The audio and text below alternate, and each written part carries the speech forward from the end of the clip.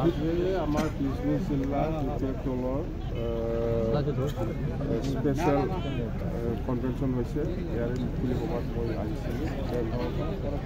তিনিটা সমষ্টি আছে আমাৰ বিজনেছ জিলাত, একটা মানাস, একটা ফুলবাৰী আৰু একটা চবাইজাৰ। যিটো আমাৰ দলৰ যিটো ষ্ট্ৰেংথ বিজনেছ জিলা হিচাপে বা তিনিটা সমষ্টি হিচাপে খুব ভাল।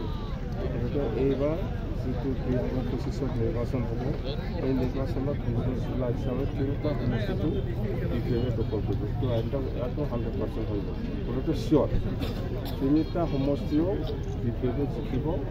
এইবাৰ 2025 যিটো নিৰ্বাচন হ'ব আৰু চৰকাৰটো বিজেপিয়ে কৰিব, এইটো 100%। প্ৰমোদ বড়ো শেষ, প্ৰমোদ বড়োৱে যেনেকুৱা কথা দিছিল এনেকুৱা কাম কৰা নাই, সি খাবহে জানে, আজিলৈকেও খাই আছে, ৰাইজৰ কাৰণে একো কাম কৰা নাই। আপুনি শ্বহীদ দিৱস পালন কৰিব বুলি কৈছে,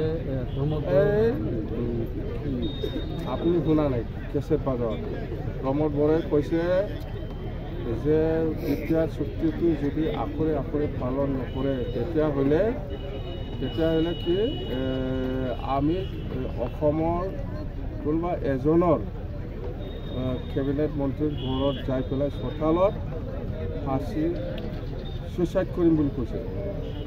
তেতিয়াহ'লে সেইটোকে কৈছোঁ মই, যিহেতু প্ৰমোদ বড়ো চৰকাৰৰ দিনটো 2025 এপ্ৰিল মাহৰ 8 তাৰিখত 5 বছৰ কমপ্লিট হয়, তেতিয়াহ'লে যিহেতু আখৰে পালন হোৱা নাই এতিয়া চুক্তিটো, সেইকাৰণে তাৰ মৰিব লগা ছুইচাইড কৰিব লগা ডেটটো হ'ল 9 তাৰিখ এপ্ৰিল।